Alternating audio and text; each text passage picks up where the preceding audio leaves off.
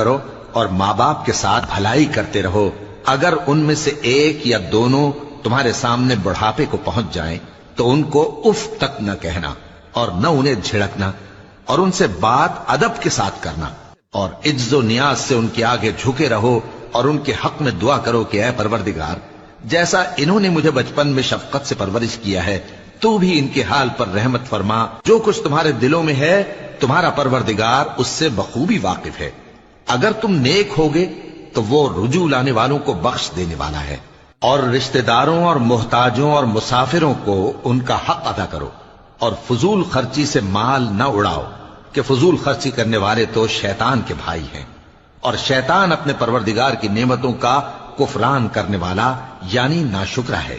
اور اگر تم اپنے پروردگار کی رحمت یعنی فراخ دستی کے انتظار میں جس کی تمہیں امید ہو ان مستحقین کی طرف توجہ نہ کر سکو تو ان سے نرمی سے بات کہہ دیا کرو، اور اپنے ہاتھ کو نہ تو گردن سے بندھا ہوا یعنی بہت تنگ کر لو کہ کسی کو کچھ دو ہی نہیں، اور نہ بالکل کھول ہی دو کہ سبھی کچھ دے ڈالو، اور انجام یہ ہو کہ ملامت زدہ اور حسرت زدہ ہو کر بیٹھ جاؤ۔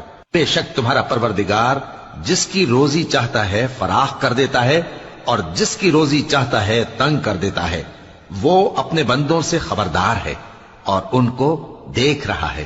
اور اپنی اولاد کو مفلسی کے خوف سے قتل نہ کرنا، کیونکہ ان کو اور تم کو ہم ہی رزق دیتے ہیں۔ کچھ شک نہیں کہ ان کا مار ڈالنا بڑا سخت گناہ ہے۔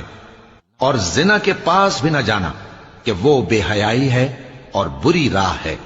اور جس جاندار کا مارنا اللہ نے حرام کیا ہے اسے قتل نہ کرنا مگر جائز طور پر یعنی بفتوائے شریعت۔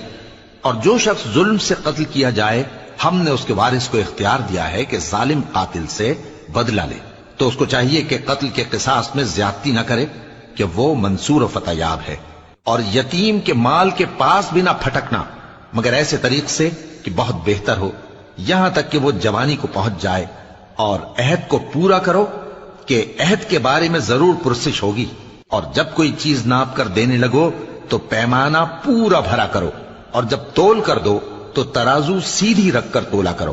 یہ بہت اچھی بات اور انجام کے لحاظ سے بھی بہت بہتر